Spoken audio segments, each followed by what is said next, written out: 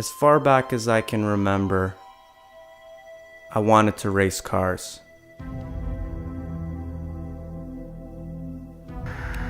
And soon after I turned 16, I was.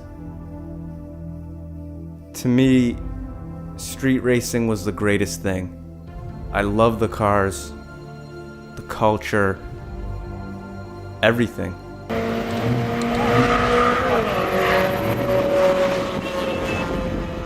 But before I knew it, it had become too crazy, too dangerous, and just too risky.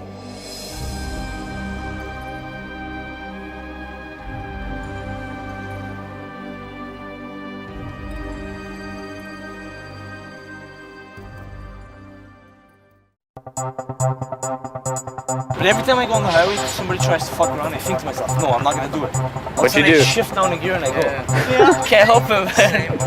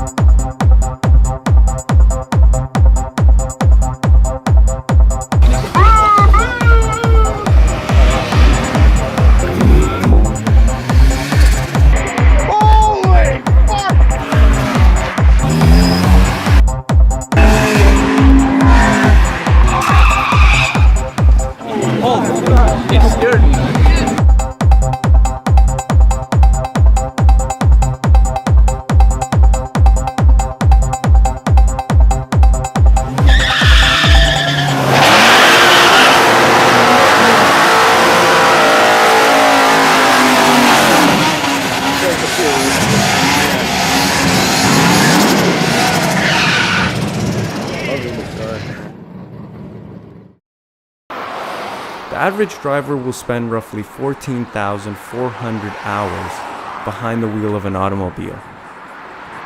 Now that's more than 2 years confined to a space smaller than most prison cells. I couldn't wait. I got my license the very day I turned 16. I went straight from the school to the DMV.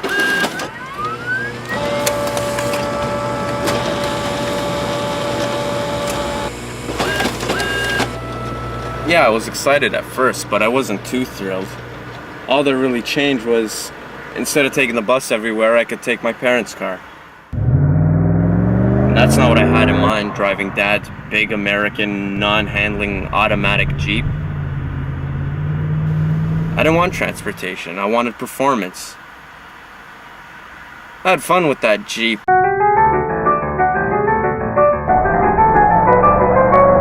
But I knew I had to get my own ride.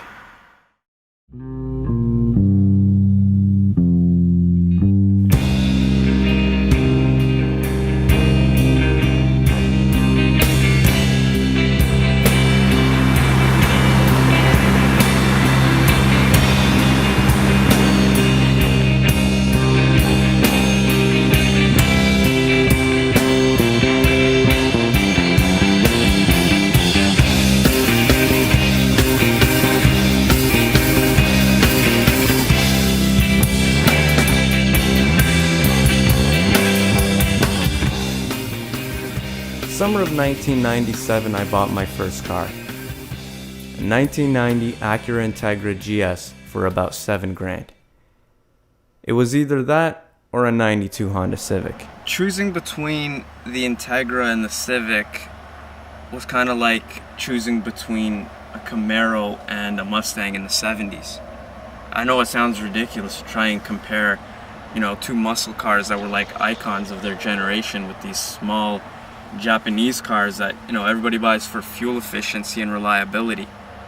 But something interesting was going on around the time that I decided to buy my first car.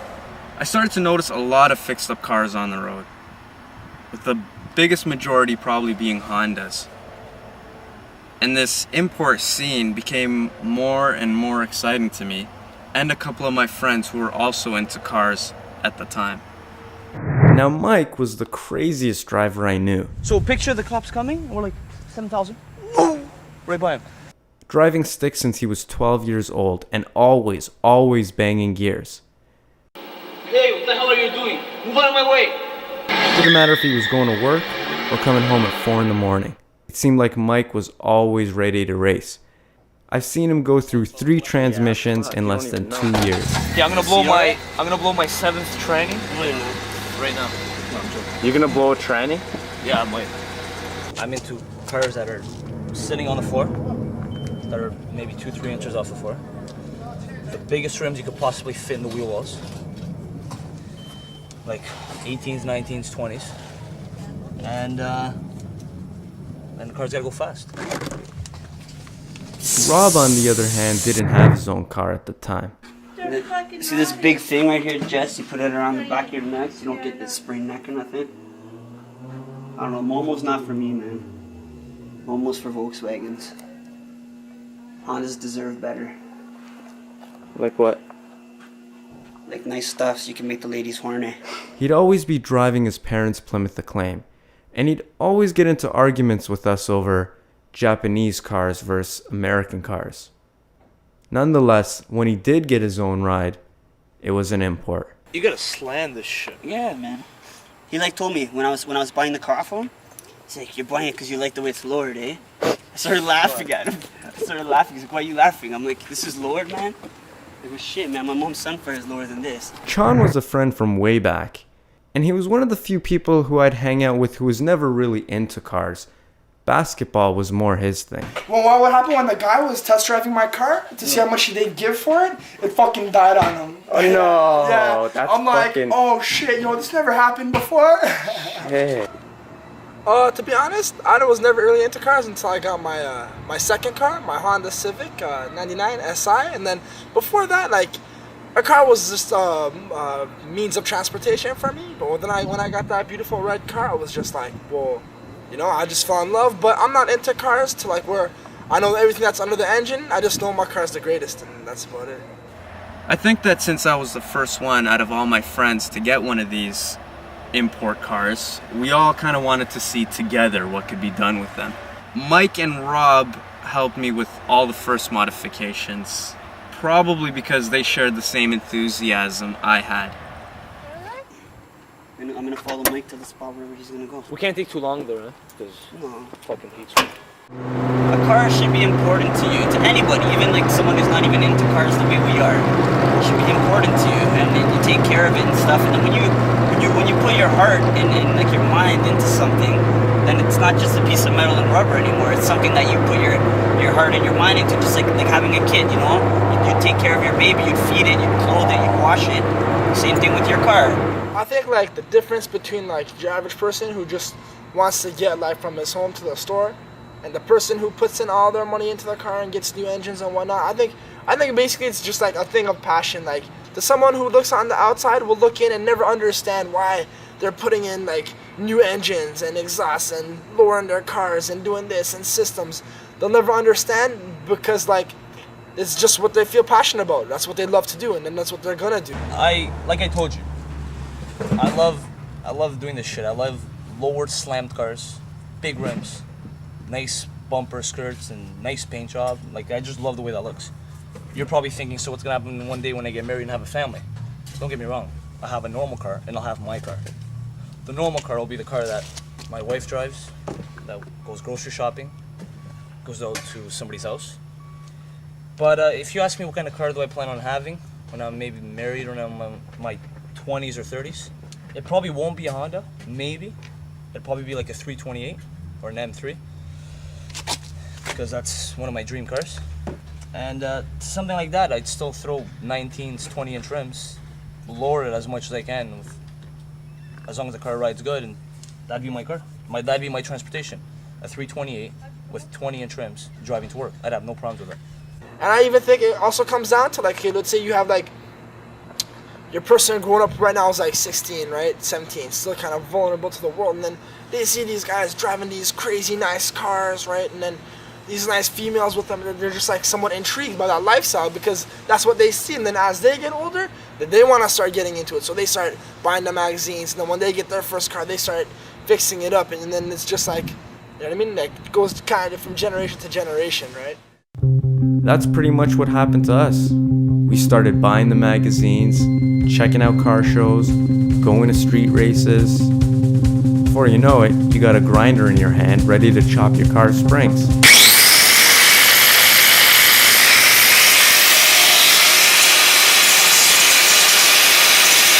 The first thing I did to my car was lower it. I think lowering makes the biggest difference in terms of appearance, and probably even handling. Now there's many ways you can lower a car. You could buy lowering springs for a couple of $100. Or you could spend a little bit more and get coilovers. That'll allow you to adjust the height up and down to whatever you want. Or you can go with option 3. Since I was still paying off the car with my part-time job, and I had no money, I had to go with option 3. Borrowing a grinder, buying some metal blades, and simply cutting off the coils off your car's suspension. So there we are, me, Mike, and Rob, butchering my first car. Sparks are flying everywhere. And who walks in? My dad.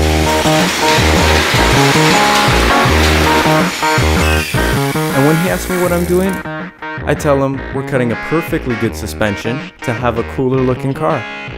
Of course, that's not what I said, but I'm sure that's what he heard. Finally, my Integra was lowered, aka slammed, dumped, dropped, on the floor.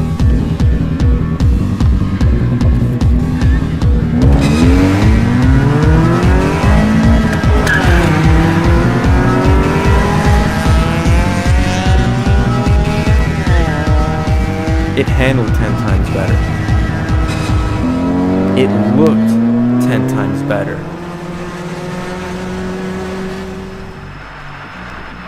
And it rode pretty much like shit.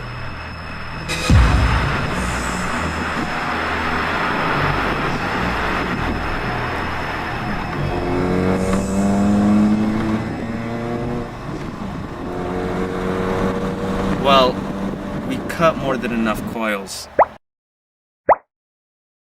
And when you have a car that low, ride quality goes out the window. Completely.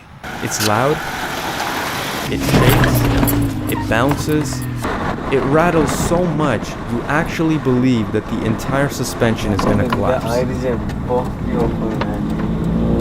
Hoca diyor ki ilk defa Türk bir öğrencim oluyor diyor. Merak etme dedim. Ben de hiç Türk görmedim okulda zaten.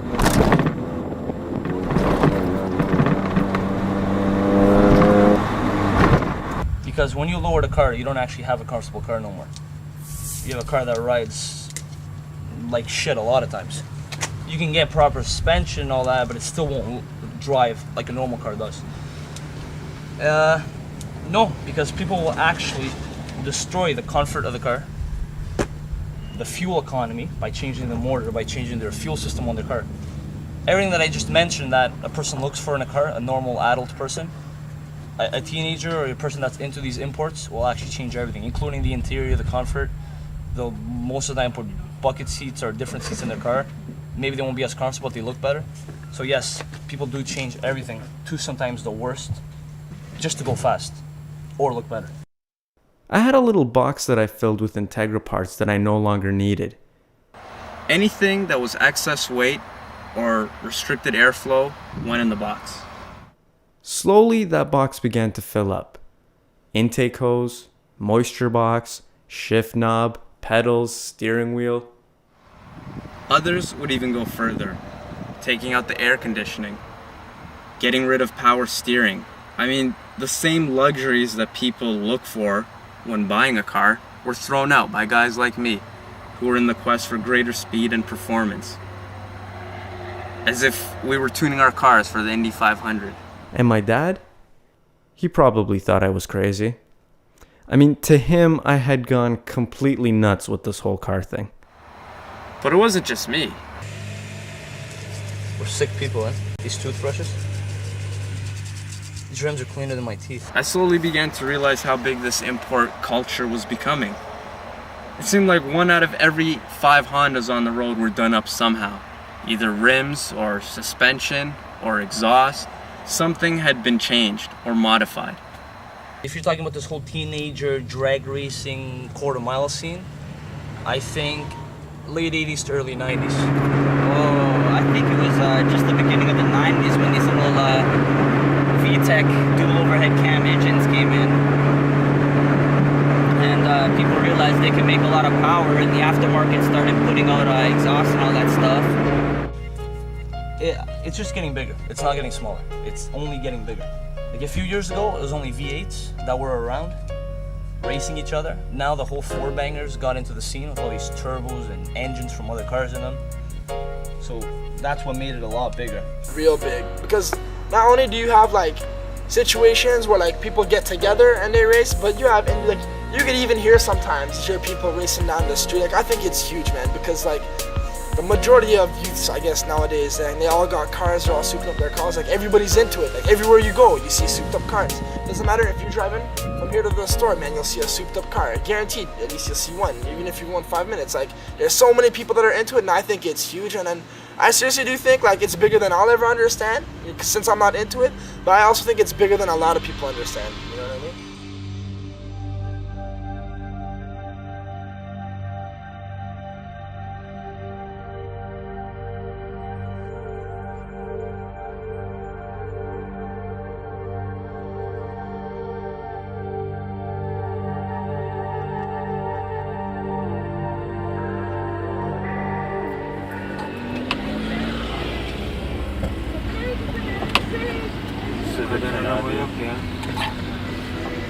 Erken ya, bura erken. Ya biliyorsun bura erken. Buradan hayal kırpacağım ya. We'd go to different coffee shops, and almost all of them had their own crew of import racers. And although you'd find everything from VWs to Mazdas, Toyotas, there seemed to always be more Hondas than anything else. You see a lot of, I see a lot of Honda Civics, like ridiculous amounts of Honda Civics out there. The most popular cars amongst racers today, I'd have to say, would be probably Civics, 92 to 95 Civics, hatchbacks. A few CRXs, 88 to 91s. Integra's not really, Prelude's not really. Even older Civics, the 87s to 91s, whatever they are. Why? Because the cars weigh like, after somebody's done with them, stripping them, about 2,000 pounds. Some of them 1,900 pounds. Huge motor in it that's supposed to pull a 3,000 pound car. And just by dropping that motor in there without even touching the motor, your car's already running low 14s to high 13s just by dropping the motor in your car. That's why I think those cars are most popular amongst teenagers that are more into the Honda scene. You know, some people like those Volkswagen. Me personally, I don't like those Volks craps. I'm into Ford. You know, I love those big Ford Mustangs. Camaros are all right. You know, they got back on the import side of things, Preludes. So you like Fords? Oh, Fords are beautiful. So, but why did you get a Civic then? Why did you get a Honda? It seems many people are like one side of this. Why did I get a little rice burner? Because it was what I could afford after my other car had a little barbecue problem. Well, American muscle cars are still around, a lot of them. Mustangs, Corvettes, Camaros, all that.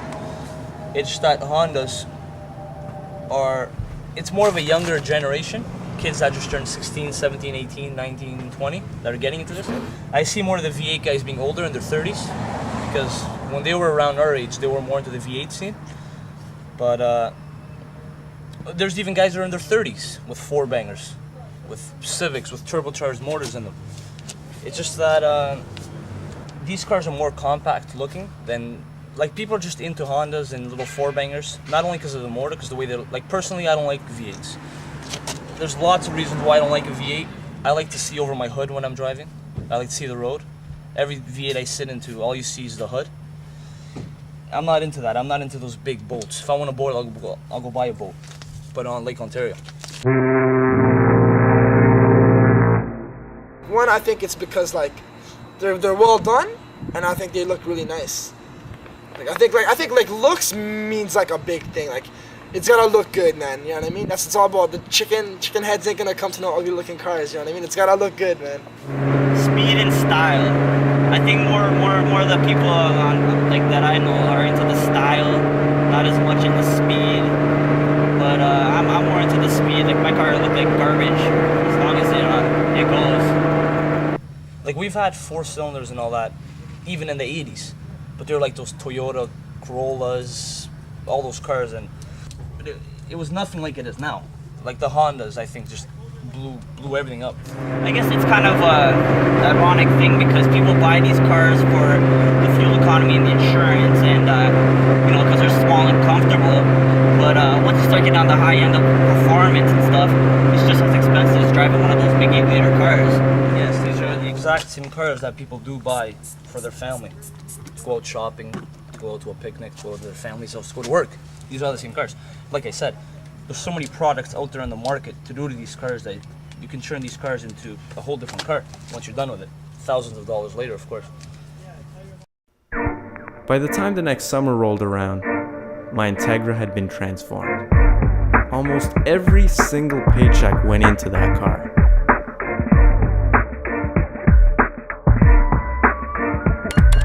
$2,500 for rims and tires.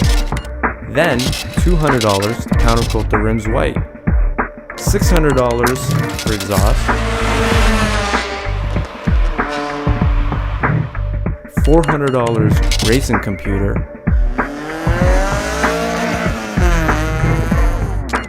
$200 intake. $2,000 paint job.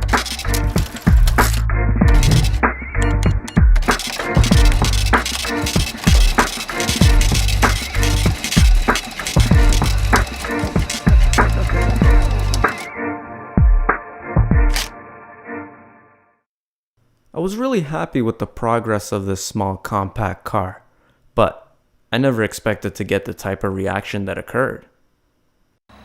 People were stopping me everywhere, at lights, at gas stations, parking lots, convenience stores when I tried to go and get cigarettes. Here I am, 18 years old, and people are looking at me like I drive a Ferrari. I'd get into conversations with all sorts of people I never even met before. 17s? They look bigger, man. Yeah, man, I have fucking 17s too, guy. Have you seen my GSR from Florida? No, man. The one with the Florida plates, man. GSR, all the moldies painted, fucking racing, event racings.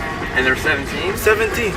Oh, yeah? Smoking the red thing in the middle. Oh, yeah. I've seen you enough around fucking Eglinton. Yeah, Eglinton and Mavis. True? Yeah, True? yeah. Yeah, man. That's sick, man. Well, your rims look bigger, eh? Cause I don't know, maybe because it's painted. yeah, because mine dip in. They dip in, yeah? they don't go all the way to the rim. Integra guy? Yeah. I don't know, man. What year is this? 90. 90? Yeah. It's like my sister's. A 90 guy? That looks nice, man. Fully loaded? Yeah, fully loaded. These weren't just other racers. I'm talking little kids, people on my street, all sorts of girls. Older businessmen type. Somebody even stopped me to take a picture of the car once. Okay, if you're going by a Ferrari the way it is, that's good enough for you if you have like $500,000 to feel like spending.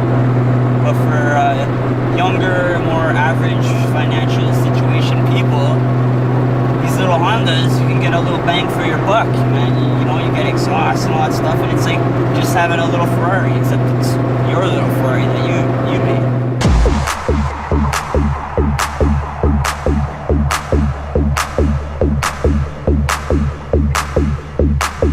I think it basically all comes down to this.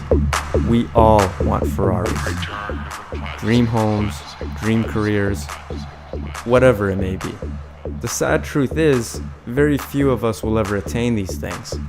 But does that really mean you have to give up and go out and buy a minivan? With a little bit of money, a little bit of know-how, you can make a car, your car, just as fast, exotic looking, and handling as a $300,000 machine. And at only a tenth of the cost.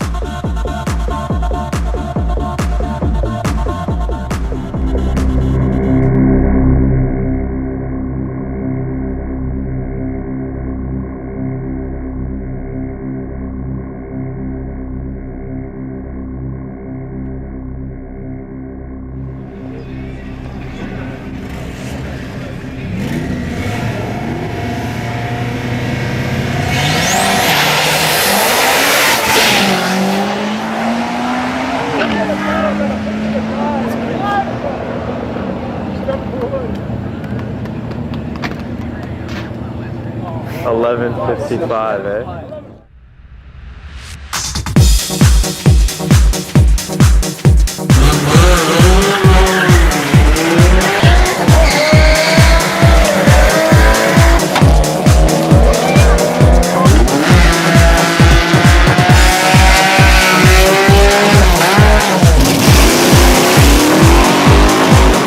By the middle of the summer, I was seriously into racing. Watching races at the track, car shows, Wasaga Beach, which was basically a car show in itself.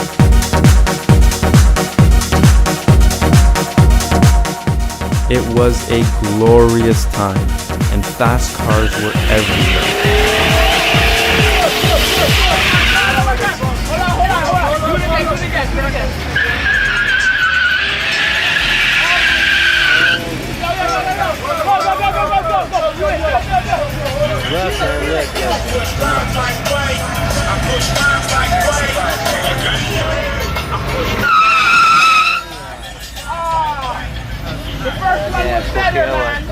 It seemed like everybody was souping up their ride. Mike and my other buddy Steve had just got their first cars, and already they were modifying them. There's John right there. John!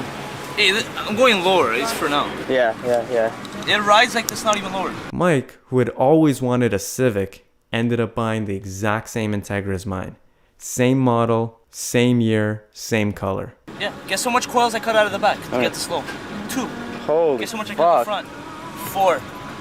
Yeah, that must not change the ride at all The only then. difference between this car and yours is that the front exact same height as yours, eh? Yeah? The back, mine's higher than yours. Oh, yeah. Watch, I'm gonna take you for a ride. Come here.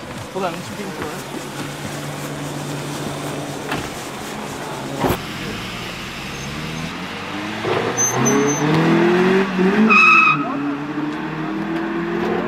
Rob, who never wanted a Civic, ended up buying a black one. And soon he too began to strike fear into his family's heart, as his need for speed slowly became apparent. Now that this is going on, I have like a little story to tell you guys, man. Today my mom's driving down Cawthorne and going towards Queensway. Who pulls beside her in a Honda Civic? Mike P. So my mom, like, I guess now she notices since I bought this car, she noticed that was a Honda Civic. Starts looking over. So she comes home to me today, she's like, I was looking over at that Honda Civic. It was so low, how does he drive that thing? She goes, I hope you're not doing that to your car. So I started laughing, hey? Then her like boyfriend, fiance, whatever, she's getting all mad at me. Don't be racing your car. Mom asked me another question.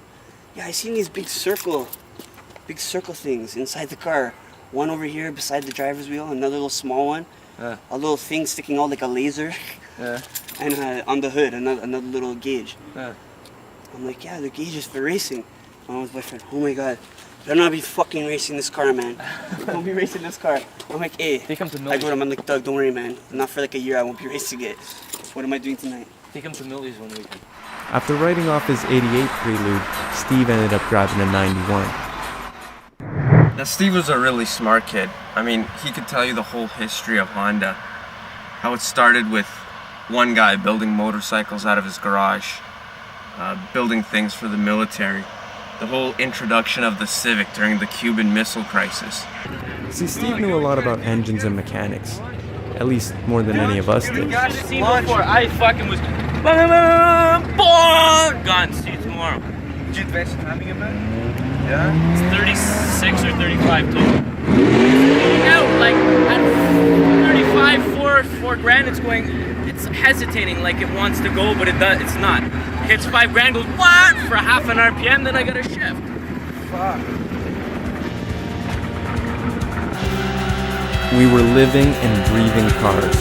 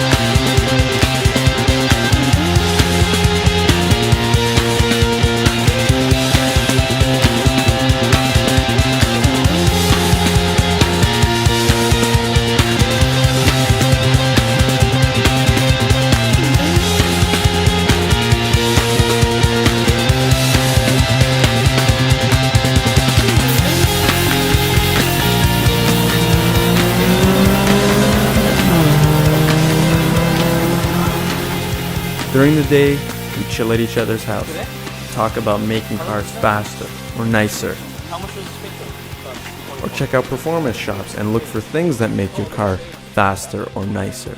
We got our nitrous. But at night, when the clubs closed and the parties were over and the city went to sleep, that's when everybody came out. And I mean everybody.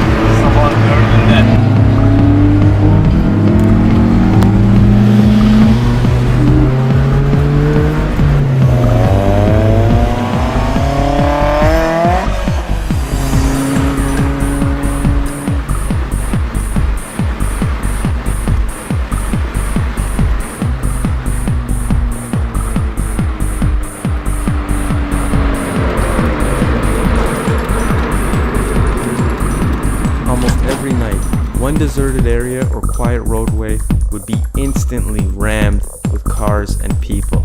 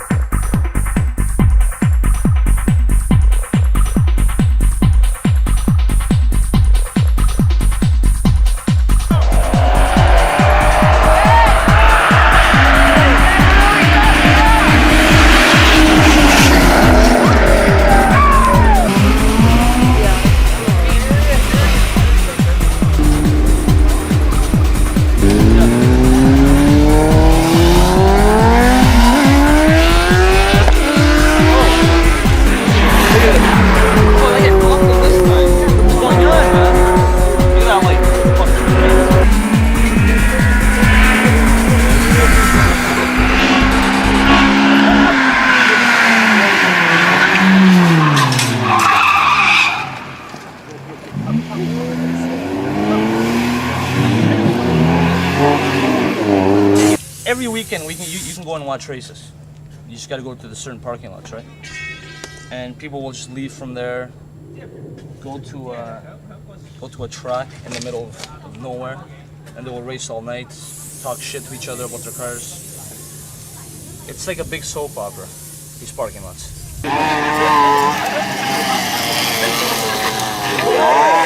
Oh, right by your car.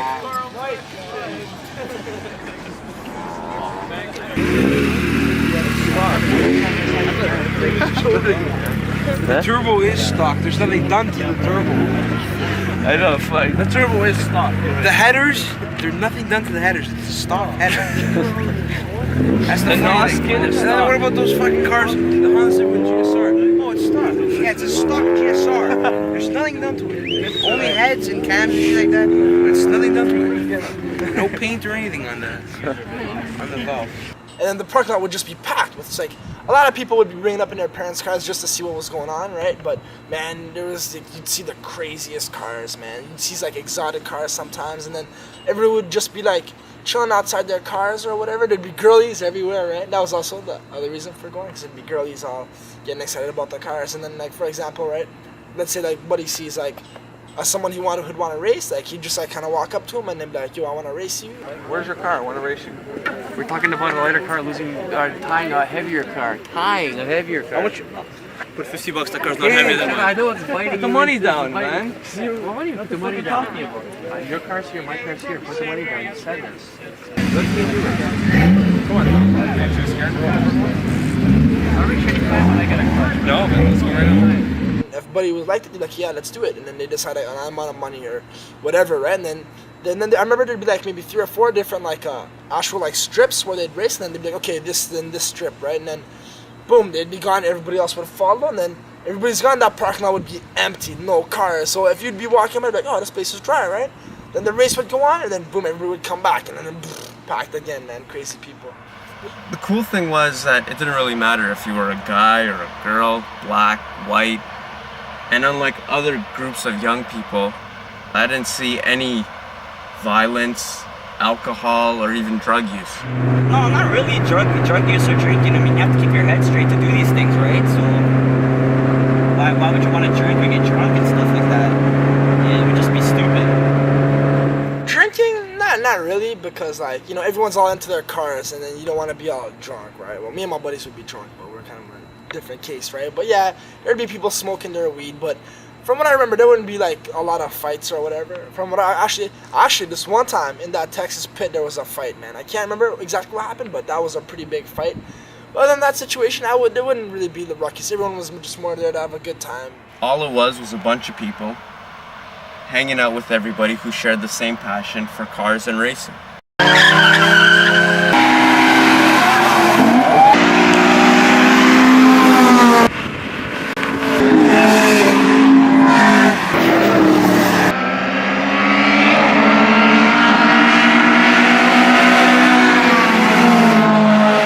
I race once in a while, not as often as some of my other friends race. I'd race, but I prefer to leave it on the track. I prefer to leave the fun and games somewhere where it's safety and not illegal. Can't afford the tickets, don't want to lose my life. Like yesterday night I raced another Integra like mine. He had 17-inch rims on.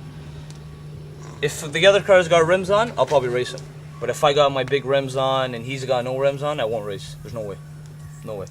Races would be on like empty roads where there's no other cars, you know, no people, no nothing, right? Just like 2 cars racing, right? And then that seems safe to me, but like what people do on these side streets over here, man, I don't really agree with that, and I don't think that's safe at all, because like when it comes down to not how well of a driver you are, but you know, you could be racing your buddy and then someone just pulls up in front of you, and then what are you gonna do there? That's not your fault, but you know, people are stupid. Half these people shouldn't have their licenses anyways, and then there's a lot of little kids and whatnot, people jaywalking, and I think that's like pretty unsafe.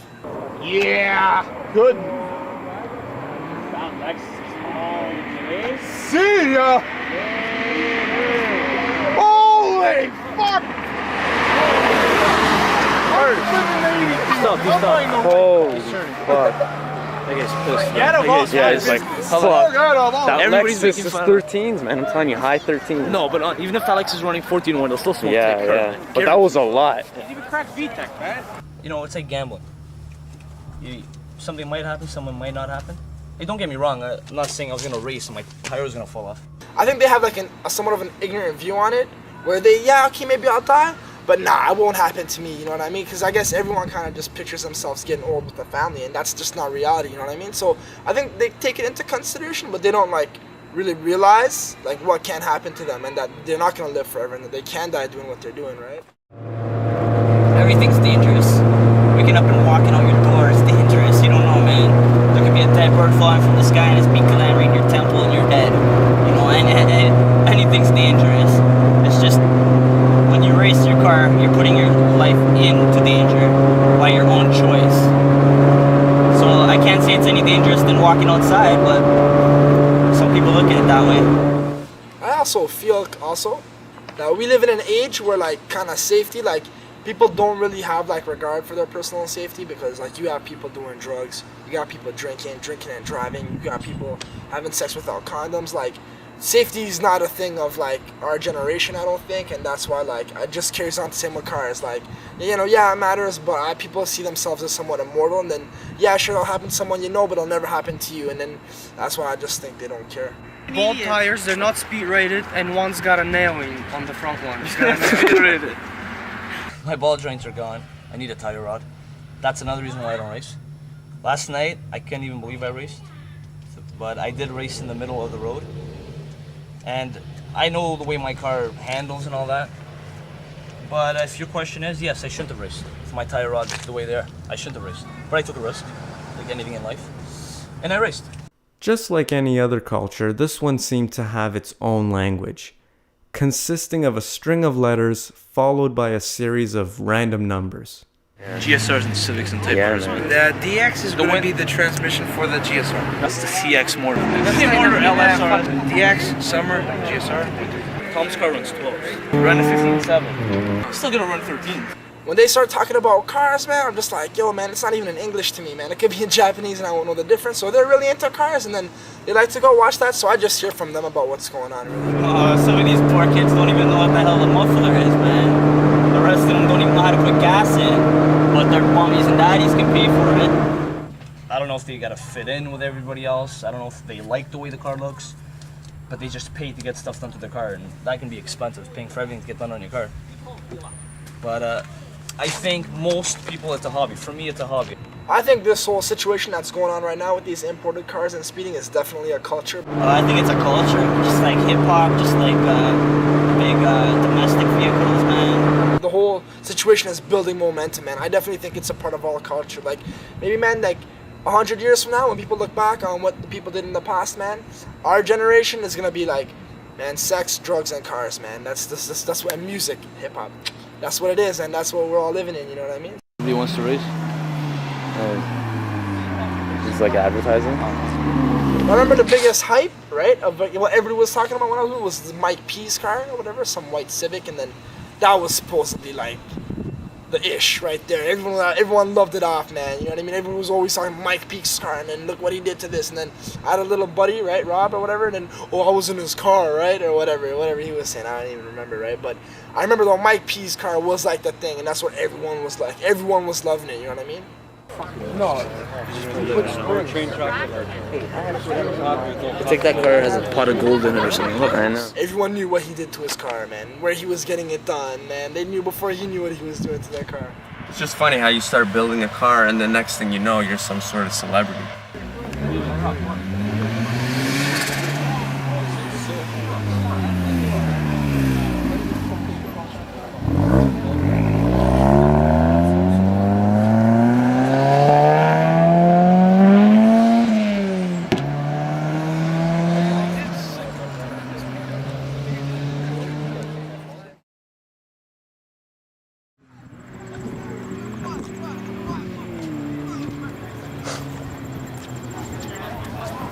Cops? Yep. Let's go, man.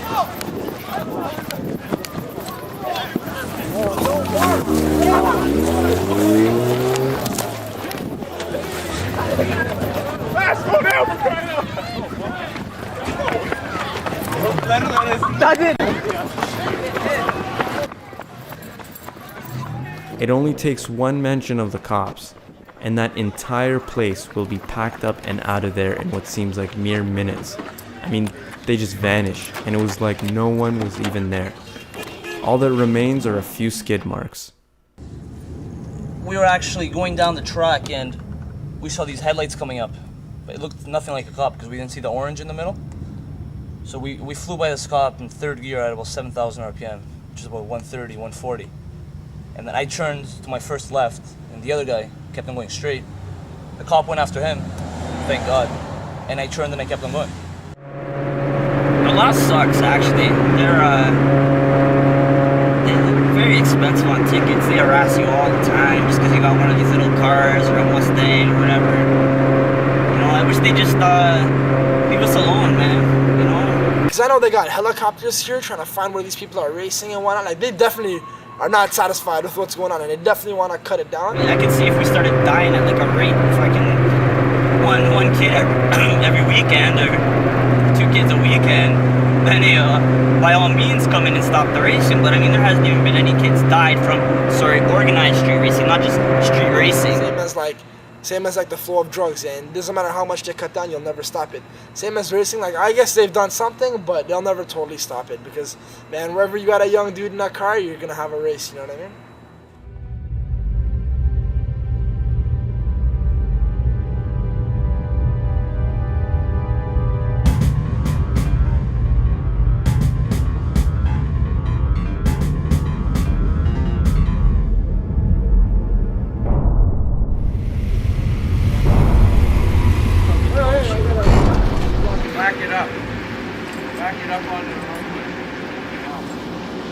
You're fucked. Yes, it does. It's on the roadway. I saw the flash. Shut up. Back it up. Back it up. I'm telling you. Bir kötü bir şey yapsın da götürün. Back it up. Oh. Unfortunately, he does what he's seen on the roadway by a police officer with a smart ass. Back it up. What?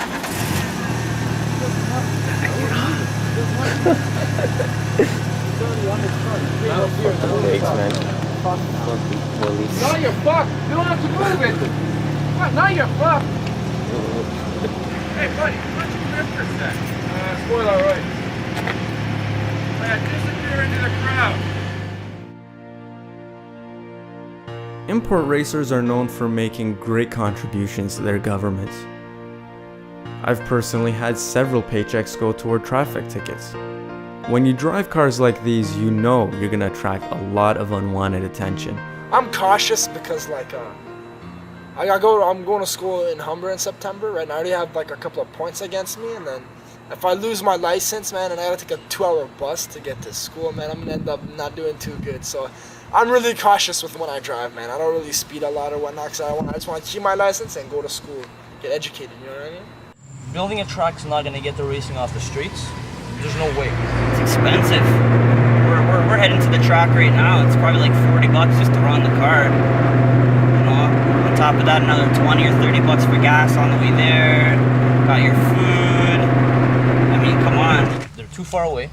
There's too many rules once you get there. This is the insurance policy. No breakfast, apparently.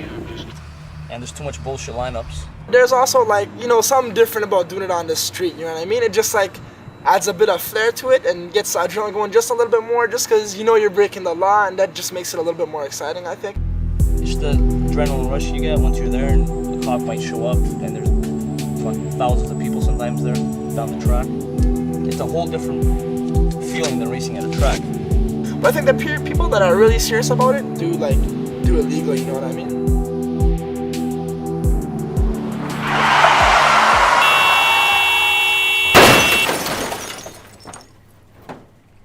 You'd figure with all the racing going on that my first accident would somehow be speed related. Instead, it was a freak incident during a left-hand turn. I was barely going 5 kilometers an hour. The car was, of course, repaired and repainted, but that incident and my constant involvement with cars had got my parents seriously worried. If you have an accident, if something happens, you have to tell me. You don't have to scare from me. You should do everything that you can to prevent, not to have it. But once you have it, you have to tell to me. Occasionally, I'd have to sit through the same bullshit about how I need to be careful and not risk my life and blah, blah, blah. Well, never need. You asked something. It's not like you asked many times. And in fact, I've even forgotten. No, I don't ask. Can I ask? Because I'm thinking. I ask once. A responsible person does that at once. If he doesn't do this, that means he doesn't want anybody to drive that car. This is not about money. This is about responsibilities. Because I knew that you're gonna have accident with that car. And my biggest fear is you're gonna kill yourself one day. Not money. This all arguments and everything, my frustration is not money. But why don't you say that Not I'm money. afraid you're gonna kill yourself? That's why I'm Because I fear. Not for money. Because I fear. Because you are not taking the responsibility. And what do? After all my dad's talk about safety and all this talk about driving, I go racing. But before I could do that, I had to call both Mike and Steve over. Mike so I could swap rims, See, you can't race with big, heavy rims that are only for show.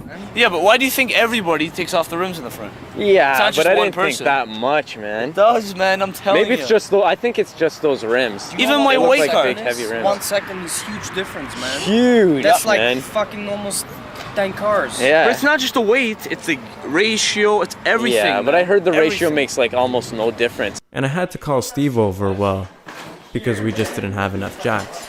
No, because the jacks are really designed to operate that low. When I get tired, it's easier. Yeah, that's fine.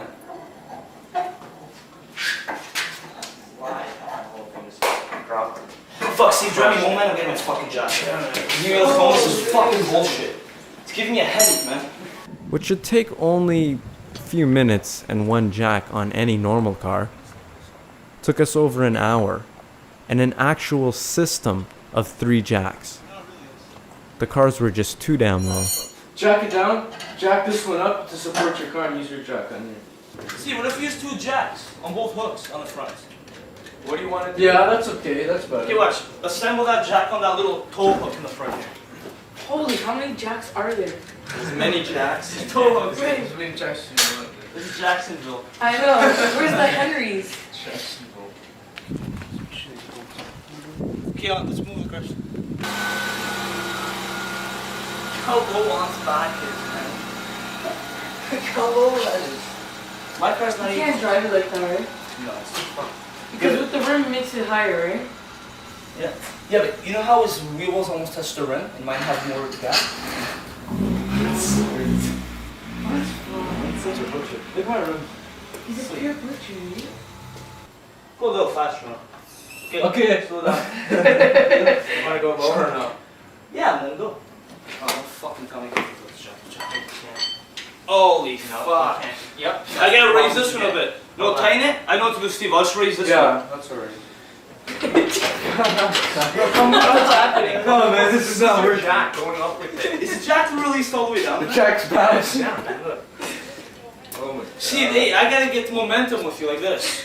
Yeah, up and down. Okay, go slow. No, you don't know what's happening. Your jack is moving with you. I know, you gotta hold the button. Okay, Steve, let's go. Momentum. Oh, look, this is jokes. Go. Go. Hold on. Ah, fuck, you guys heavy, man. Oh, hold on, man. Hold that fucking thing up. This slides, man. Steve, come here. Help me lift the front up. That's it. You do it again. Do the bumper. We're gonna lift the bumper. We're Right in the gonna middle. fucking fly into my car. Ready? Go.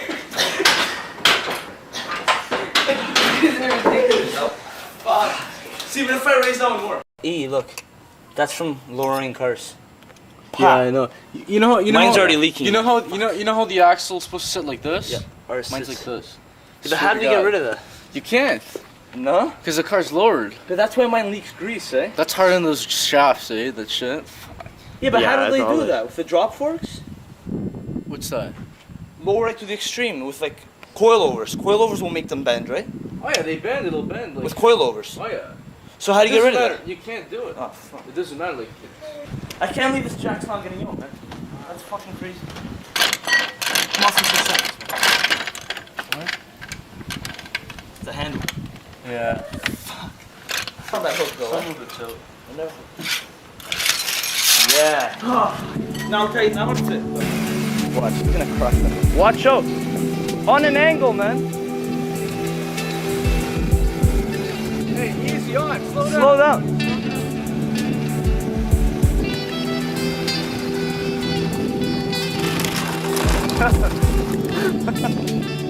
Once that was finally all done, we grabbed our 94 octane gas and headed down for another night at the races.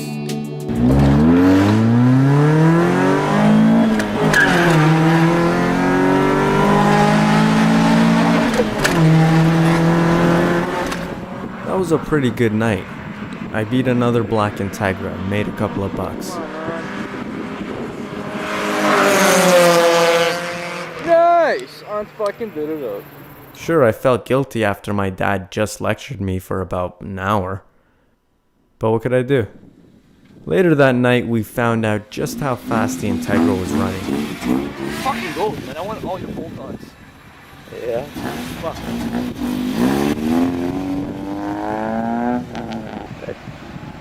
slammed, Look at that fucking thing.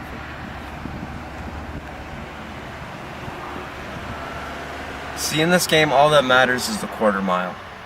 No one gives a shit about 0 to 60, braking distance, lateral grip, all that bullshit. When someone asks you what your car is running, all they want to know is how long it takes to get to the quarter mile.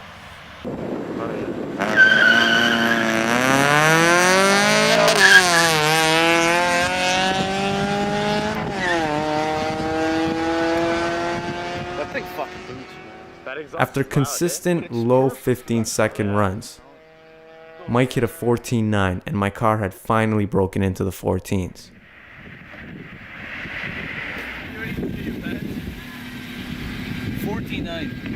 Fuck no. 1493. 14.9. Let me see that time. At 98.2, and I had a shit launch. You saw the launch, man.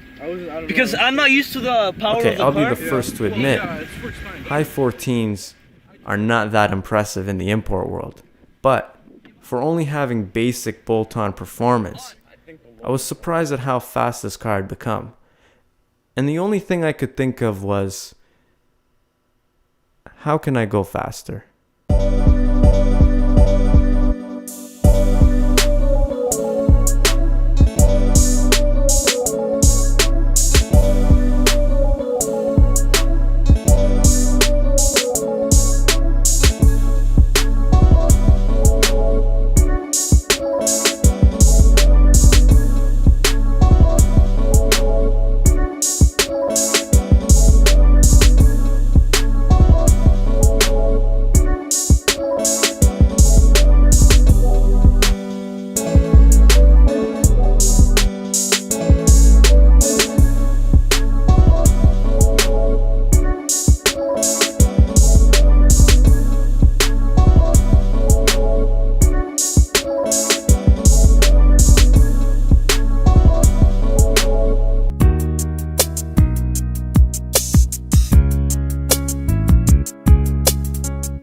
Even I soon realized things were getting out of control. For one, it was getting too expensive. After replacing a set of 40 series tires and 2 cracked rims that were barely 3 months old, I was out over $2,000. The cost of gas, plus insurance, plus speeding tickets, plus increased insurance due to speeding tickets, was just crippling me financially. And the biggest thing that was getting out of control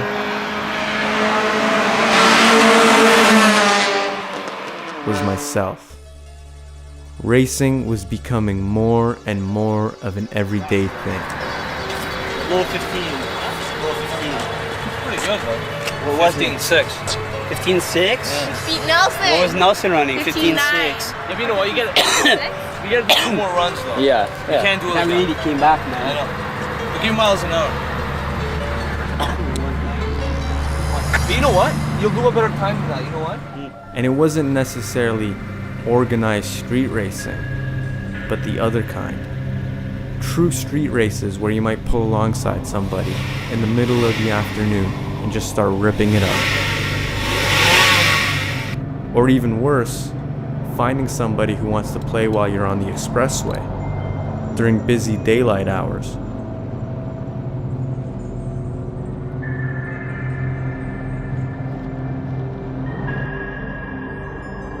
Or under the cover of dark, racing through the city at speeds that may be well over 200 kilometers an hour.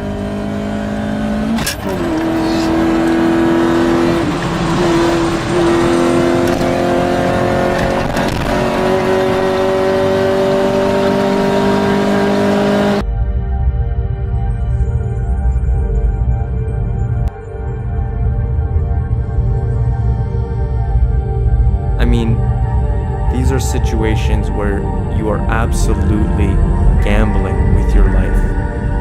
The slightest error and you're dead.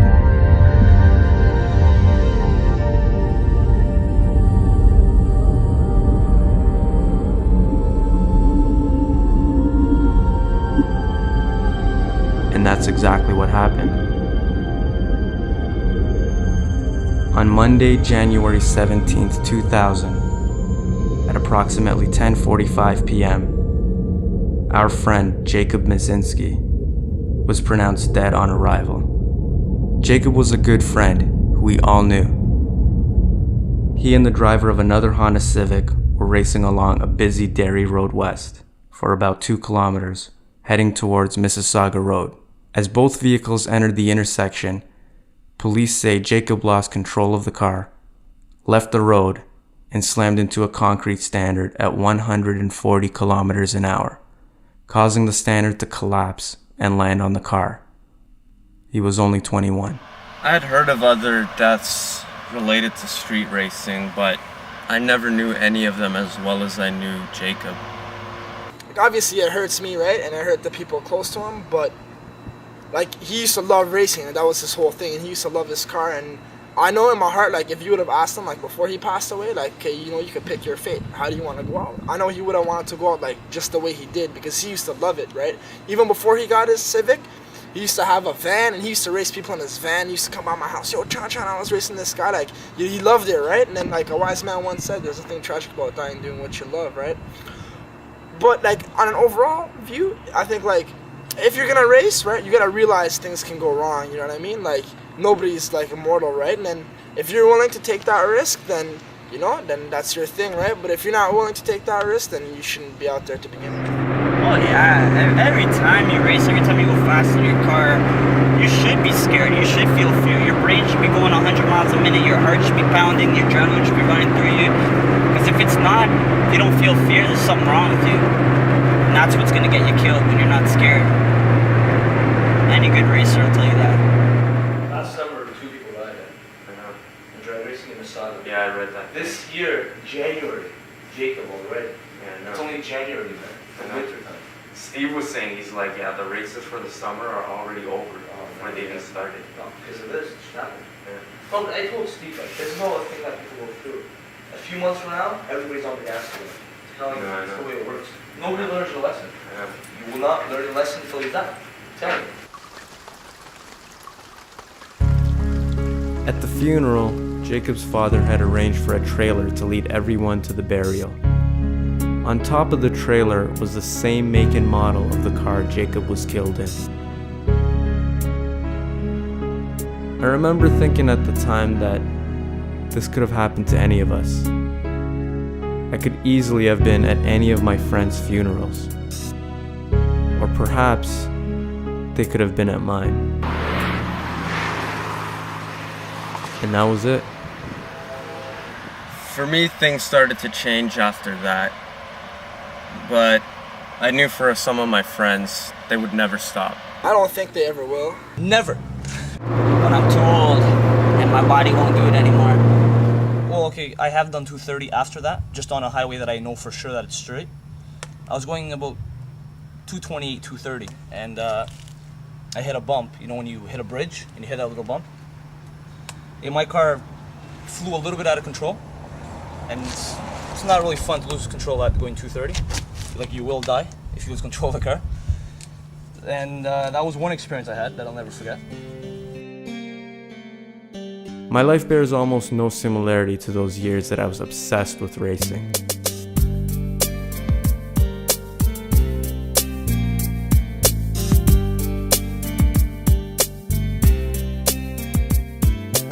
Now I drive a Mazda, an 88 hatchback. It's rusted, the windshield is cracked. It has only 4 gears, maybe 70 horsepower in the engine. It rides on 13-inch wheels, and I don't care. I worry about things like fuel economy, obeying the speed limit. The only thing I use my car for now is transportation, point A to B.